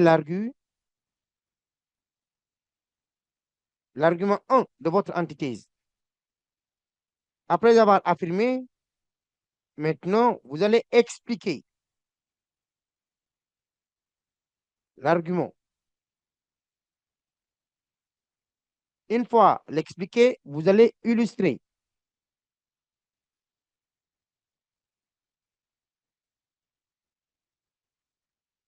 Une fois illustré, vous avez fini votre premier paragraphe du deuxième de l'antithèse. Votre premier paragraphe de l'antithèse. P1. Une fois terminé, vous décalez 2 carreaux pour le deuxième paragraphe. Vous ne sautez pas de ligne. 2 carreaux juste. Vous venez ici. 2 carreaux. J'ai dit encore une fois. Non, non, non. Vous ne sautez pas. Hein? Et illustrer. Vous sautez 2 carreaux juste. Vous venez ici. Vous écrivez affirmation. C'est-à-dire vous affirmez l'argument 2 du deuxième paragraphe. Vous l'expliquez.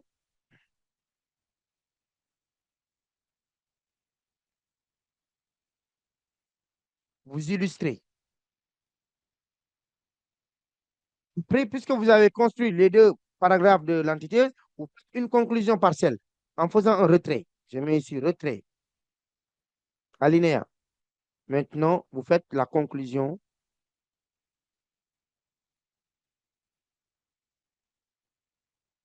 partielle. Et là, je mets ici anti. La phrase que vous avez utilisée pour l'entité, c'est ça que vous allez juste ramener. Une fois terminé, c'est valable aussi pour la synthèse. Voilà comment il faut procéder, ainsi de suite. Et pour la conclusion,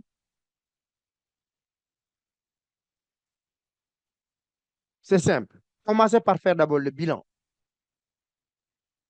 Le bilan, c'est quoi? C'est d'abord la présentation de la thèse, puis l'antithèse. S'il y a une synthèse possible, vous respectez l'ordre. vous faites la synthèse, présentez aussi la synthèse. Une fois terminé, c'est ça qu'on appelle bilan. Deuxième point de la conclusion, c'est le point de vue. Donc, je mets 1 ici, bilan. 2, point de vue. C'est ici que vous allez répondre à la question qui vous a été posée. Point de vue. Soit vous êtes d'accord avec la thèse, soit vous êtes d'accord avec l'antithèse, soit vous êtes d'accord avec la synthèse. Vous allez juste nous expliquer un peu. C'est ça votre point de vue. Une fois terminé, point de vue, par exemple, vous pouvez commencer par écrire en ce qui nous concerne, pour nous, ainsi de suite. Après, troisième élément, c'est la perspective. Et là, vous n'êtes pas obligé de dégager la perspective, parce que souvent vous confondez mal. Maintenant, une petite précision. Les seules fois où vous allez sauter des lignes, c'est entre introduction et le développement, et entre le développement et la conclusion. C'est les seules fois où vous allez sauter les lignes. Je précise. NB. Vous ne sauterez que 2 lignes. On saute une ligne entre l'introduction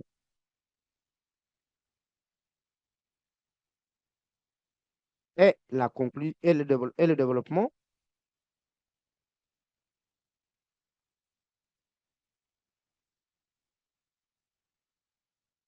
et entre le développement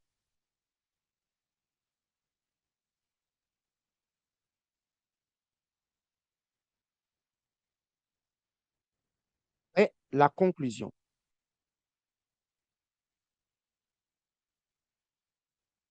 Sinon, le reste, entre les paragraphes, on ne saute pas des lignes, mais on fait des retraits. Je mets aussi NB.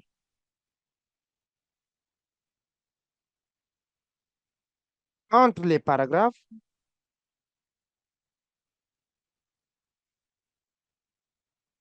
virgule, on ne fait que des retraits. Entre les paragraphes, on ne fait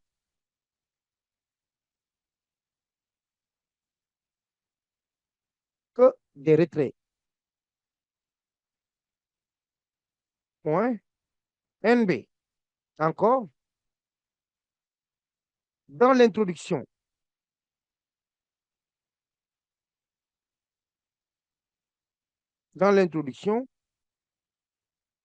on ne revient jamais à la ligne.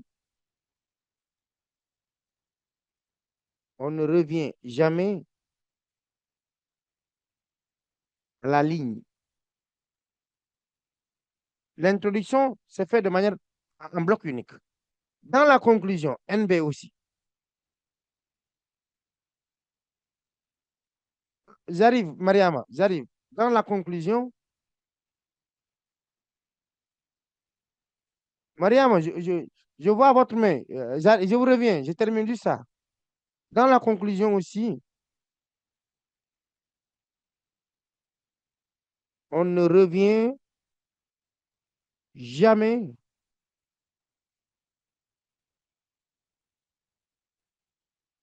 à la ligne. Voilà ce qu'il y a lieu de comprendre. Si j'insiste, c'est parce que souvent vous avez tendance à sauter des lignes n'importe comment. Les retraits se font uniquement entre les paragraphes. Maintenant, Mariama Diagne, vous pouvez parler.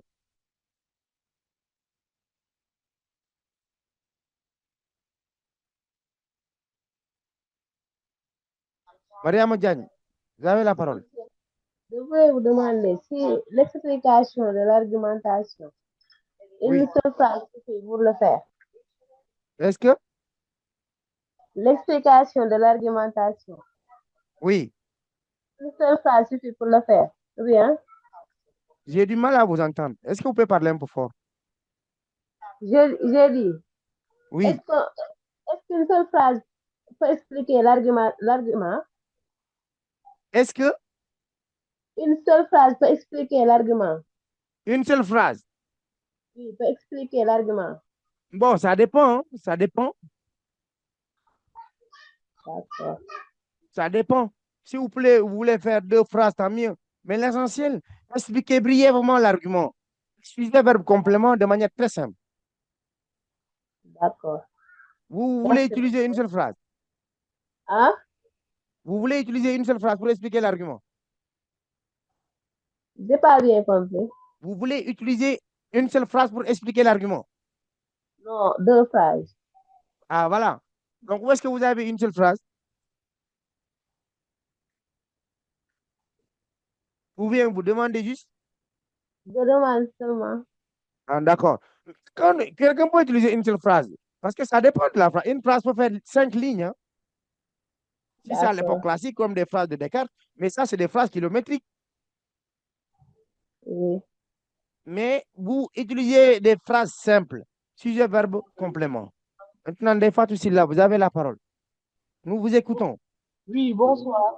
Oui, Bonsoir. en fait, je voulais savoir que si une fois que nous illustrons notre argument avec une citation, est-ce, est-ce qu'il faudra impérativement l'expliquer À quel niveau? au niveau du développement? Oui, si vous faites comment? Si vous expliquez l'argument.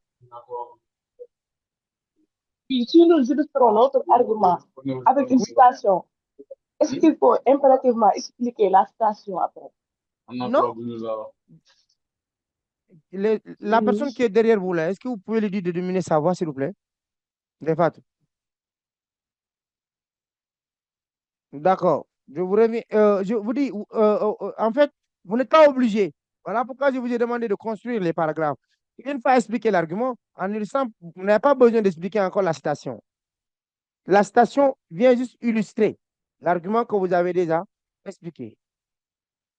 Abi, vous avez la parole. Je voulais demander si Oui, dans la dissertation, si on se oui. souvient du nom de la citation, mais pas du nom de l'auteur, Ah, est-ce qu'on dans peut ce cas, citer simplement vous faites disparaître les guillemets. Vous mettez juste 2 points, vous citez. comme ça, sans le nom de l'auteur? Oui. Ah, d'accord, merci. Attention, j'ai confondu. Si vous avez oublié le nom de l'auteur,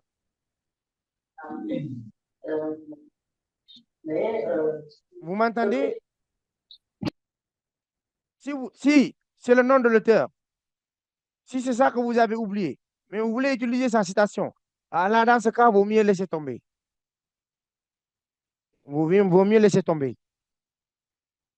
J'avais cru que vous êtes en train de me demander si on connaît le nom de l'auteur, mais on n'a pas mémorisé la citation de manière exacte. Ah, oui, là, il suffit juste d'enlever les guillemets et mettre 2 points. Mais si c'est le nom de l'auteur que vous avez oublié, alors là, ça devient compliqué. Vaut mieux choisir une autre illustration. Des fois, nous vous écoutons. Oui, monsieur. Je voulais Oui, savoir si dans la dissertation, il est obligatoire de donner des citations. ce n'est pas une obligation. J'avais répondu à cette question. Vous pouvez illustrer par citation. Vous pouvez illustrer. Quand vous regardez bien la correction que je vous ai proposée, voilà pourquoi je vous demande de créer votre propre compte. Si j'ai corrigé, c'est pour que vous puissiez voir.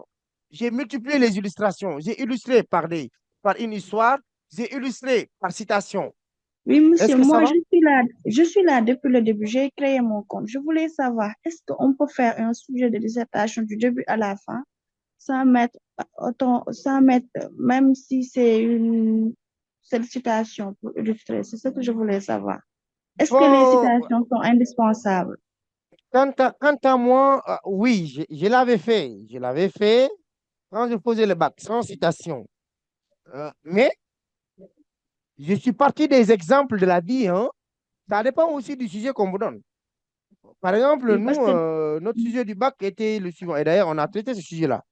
Faut-il toujours respecter les lois? Faut-il toujours respecter les lois? Alors, moi, j'ai parlé du respect des lois de manière générale, parce qu'on n'a pas précisé. Les lois de l'État, on n'a pas précisé. Loi. Donc, moi, j'ai parlé de loi dans l'État, j'ai parlé de loi aussi de la nature. Et donc, quand on soit dans l'État, pour vivre en société, il faut que nous respections les lois de la société. Et je donne des exemples. Quand quelqu'un vole, on va l'emprisonner. Parce que dans la Constitution, ça a été prévu que le vol doit être sanctionné. Voilà pourquoi souvent, on emprisonne des gens qui vendent, par exemple, de la drogue. Donc ça, c'est un exemple. Les lois de la nature aussi, j'en parle. Dans la nature, s'il faut être en paix, il faut que nous respections les lois de la nature. Par exemple, si on se met sous un toit, qu'on soit riche ou pauvre, bébé ou, je ne sais pas, euh, majeur, malade ou pas, si on se laisse et puis on va se fracasser. La loi de la loi de la pesanteur ne connaît pas si vous êtes enfant ou pas, si vous êtes vieux ou pas. C'est la loi de la pesanteur qui va s'appliquer. Et donc, voilà, là, j'ai donné mes propres exemples. Je n'ai pas besoin de faire une citation. Voilà pourquoi je vous ai dit, ça dépend des sujets. Et là, si je comprends bien, votre souci, c'est quoi? C'est que vous avez du mal à mémoriser les citations. Vous ne les comprenez pas. Est-ce que c'est ça la réalité?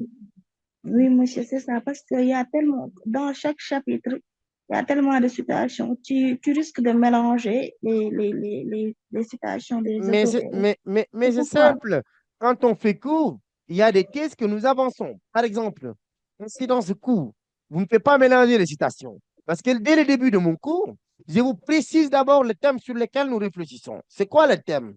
Ici, le thème, c'est le statut de la vérité en science qui est au cœur du débat, de la réflexion. Maintenant, quel est le problème philosophique? Le problème posé est le suivant. Quel est le statut de la vérité en science? Autrement dit, comment jugeons-nous le résultat scientifique? À cette question, plusieurs thèses ont été avancées. L'une des thèses consiste à dire que la vérité scientifique est absolue. Quels sont les défenseurs d'une telle thèse? Et j'ai dit que cette thèse est tenue du 16e jusqu'au 19e siècle. Et donc, pour les scientifiques qui s'inscrivent dans cette logique, Newton, par exemple, peut être un exemple. Newton. On peut considérer Newton comme un exemple parce qu'il fait partie comment dirais-je, de l'époque classique. Quels sont les défenseurs d'une unité relative? Mais euh, vous avez, euh, vous avez Karl Popper, vous avez Thomas Kuhn, vous avez Willard van Orman Quine, vous avez Duhem, vous avez Imre Lakatos, vous avez Bachelard, vous avez tant d'autres Duhem. Vous avez beaucoup de scientifiques qui défendent une telle thèse de l'idée d'une relativité de la vérité scientifique. Mais quand il s'agit de vérité absolue, vous avez Isaac Newton, vous avez Boltzmann, vous avez Hans Hahn, vous avez Rudolf Carnap. Bref, tous les défenseurs du cercle de Vienne, effectivement, soutiennent l'idée d'une vérité absolue. Rudolf Carnap, vous avez vu ça en terminale avec votre professeur. On vous a parlé aussi du cercle de Vienne, constitué de Rudolf Carnap, de Boltzmann, de Hans Hans. Vous avez aussi Isaac Newton qui s'inscrit dans cette même logique. Donc, vous avez beaucoup d'auteurs, soit les uns défendent l'idée d'une vérité absolue, soit les autres l'idée d'une vérité relative. Et d'ailleurs, les défenseurs d'une vérité relative, on parle même du relativisme ontologique, c'est-à-dire relativiser l'être. Et pour les défenseurs d'une vérité absolue, on parle même du cercle de Vienne. Parce que c'est un cercle, hein, c'est un groupe de penseurs qui se sont retrouvés à Vienne et réfléchir sur les statuts et le progrès de la science. Et donc, pour eux, la vérité scientifique, elle est absolue parce que la science repose sur un fondement solide qui est l'observation. Parce que l'observation est un fondement solide, pour eux, nous pouvons donc aboutir ou se prononcer à une vérité absolue en science. Voilà ce qu'il y a lieu de comprendre. Et donc, j'ai classé les auteurs en fonction des différentes thèses qui ont été avancées à partir de la problématique du statut de la vérité en science. Et donc, à ce niveau, on ne peut pas mélanger les citations. Encore une fois, si vous connaissez le nom de l'auteur, vous connaissez l'idée de sa citation, faites disparaître les guillemets, mettez 2 points, vous citez. Là, même si si vous n'avez pas mémorisé textuellement la citation, est-ce que vous comprenez maintenant? Des Oui, Fatou, est-ce monsieur, que ça ça va? va. Oui, ça va, monsieur. Merci. Ah, je vous en prie. C'est sûr que ça va. Oui, ça va bien. Euh, c'est bien, alors. Las Diop,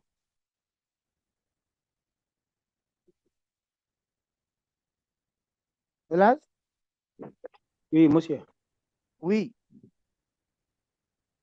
je voulais juste demander, est-ce qu'il est possible de faire une phrase de Est-ce que, transition des sous fois, vous pouvez forme couper votre d'interrogation? micro si vous n'avez pas de questions? Hélas, oui, vous dites? Est-ce qu'il est possible de faire une phrase de transition sous forme d'interrogation? À quel niveau? Sur Transition, à quel niveau? au niveau du développement. Pour Du développement. Si vous partez du premier, pour aller au deuxième argument. entre la thèse et l'antithèse, vous voulez dire? Oui, oui. Parce que entre les arguments, il n'y a pas de transition, hein. Quand je dis, c'est juste les connecteurs Entre logiques. la thèse et l'antithèse. Oui, j'ai même donné un exemple Non, de entre la transition. thèse et l'antithèse. Oui, j'ai donné un exemple de transition. Oui, maintenant, si vous voulez en faire Oui, une oui. question, oui, c'est possible. Est-ce que ça va? Voilà. Oui, oui, c'est bon, c'est bon. Voilà, d'accord.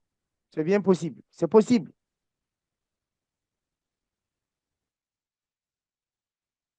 Voilà. Alors, vous pouvez, c'est Mamadou qui me demande si je peux expliquer l'introduction. Ah, j'ai déjà expliqué l'introduction. Regardez, j'ai dit que l'introduction, elle est composée des éléments suivants. L'amorce, poser le sujet, la problématique et annoncer le plan.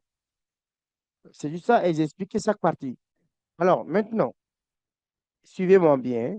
Je vais faire le résumé de tout ce que nous venons de dire. Dans une dissertation philosophique, nous avons trois parties. L'introduction, le développement et la conclusion. Je mets bien introduction. Introduction, elle est composée de l'amorce, ce que vous appelez amener le sujet, poser le sujet,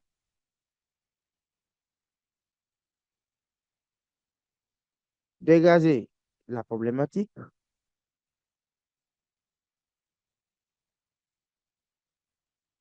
annoncer le plan. C'est ça qu'on appelle introduction. Maintenant, deuxième partie, vous avez ce qu'on appelle développement.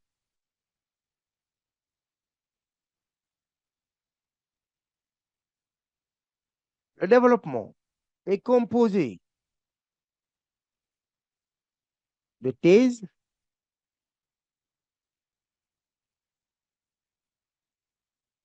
antithèse et synthèse. Vous voyez, la synthèse n'est pas une obligation. Minimum dans le développement, il faut qu'on voit la thèse et l'antithèse. Vous comprenez? Et maintenant, vous avez la conclusion. Vous comprenez? Vous avez la conclusion. La conclusion aussi, à son tour, est composée de ce que nous appelons le bilan. Après le bilan, vous avez ce qu'on appelle votre point de vue. Je mets ça ici, conclusion. La conclusion est composée de bilan. Quand on parle de bilan, ce sont les trois là, c'est-à-dire le plan, la thèse, l'antithèse et la synthèse. Si vous avez fait la synthèse, bien entendu. Le bilan respectera toujours votre plan. Et après le bilan, vous avez ce qu'on appelle point de vue.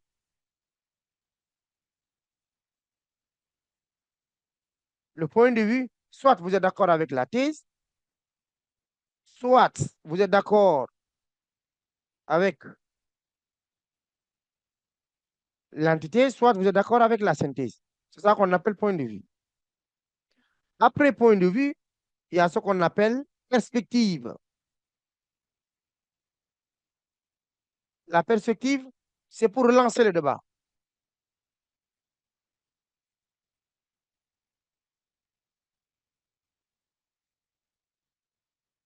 et ce n'est pas une obligation. Voilà en grosso modo ce qu'il y a lieu de comprendre.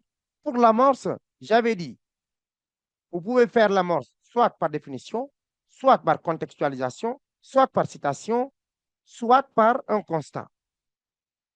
Ça, c'est au niveau de l'introduction. C'est pour la personne qui m'avait posé la question comment dirais-je, de revenir sur l'introduction. Pour l'amorce, c'est-à-dire ici, vous pouvez procéder par contextualisation ou bien par citation ou par définition ou encore par constat. Donc, contextualisation, contextualisation, je mets CO, citation, c'est I, définition, c'est D, ou bien constat, je mets ici comme ça. Vous comprenez? Pour poser le sujet, soit vous le faites avec les guillemets ou sans les guillemets. Après, vous dégagez la problématique. Après avoir dégagé la problématique, vous annoncez le plan. Au niveau du développement, c'est très clair. Vous commencez par la thèse, l'antithèse et la synthèse. Bien entendu, si dans le plan, vous avez énoncé la synthèse, ce n'est pas une obligation. Après, vous avez la conclusion. Dans la conclusion, c'est le bilan, c'est-à-dire la somme des idées que vous avez développées. Vous donnez votre point de vue et enfin, la perspective. Voilà ce qu'il y a lieu de comprendre. Abi, oui? Et si dans l'introduction, Oui. on partait d'une interrogation pour faire l'amorce, est-ce que c'est bien de faire cela ou bien? Bon, ça dépend. Vous le faites dans le contexte, dans le sens de la contextualisation ou... Dans le sens de la contextualisation, oui. Ah, d'accord, il n'y a aucun souci. Dans tous les cas, c'est à vous de voir, c'est à vous de voir. Mais choisissez toujours l'option la plus simple. D'accord. Ouais. Encore une fois, Ok. faites tout pour avoir votre compte et regardez la correction que je vous ai donnée. C'est-à-dire, prenez le support, lisez. Lisez, vous allez voir. J'ai détaillé toutes les parties, étape par étape. C'est bon, Abi? Oui, c'est bon. Merci. Voilà, c'est tout pour aujourd'hui. Donc, nous allons devoir nous arrêter ici et nous vous patientons pour le prochain cours, c'est-à-dire le lundi avec moi en philosophie et avec les autres profs. Normalement, vous allez faire cours. On va vous envoyer le calendrier et vous serez informés sur tous ceux qui ont déjà leur compte. Vous allez voir exactement ce qui va se passer durant toute cette semaine-là. Donc, vous serez informés à temps et encore une fois, créez au maximum vos comptes. On sera là pour vous. Takana Academy est là pour vous proposer. On ne traite que des sujets de bac et donc tout au moins pour assister à ces cours à temps. Ce n'est pas seulement en philosophie. Vous avez des cours en maths, vous avez des cours aussi dans les autres matières en anglais, français, ainsi de suite. Et donc, ce que vous avez à faire, c'est de juste créer votre compte pour bénéficier de ces opportunités que Takana Academy vous livre. Et donc, nous vous disons merci, à la prochaine et tout se passera bien. Encore une fois, merci pour votre courage de venir ici, d'autant plus que nous sommes à la dernière ligne droite.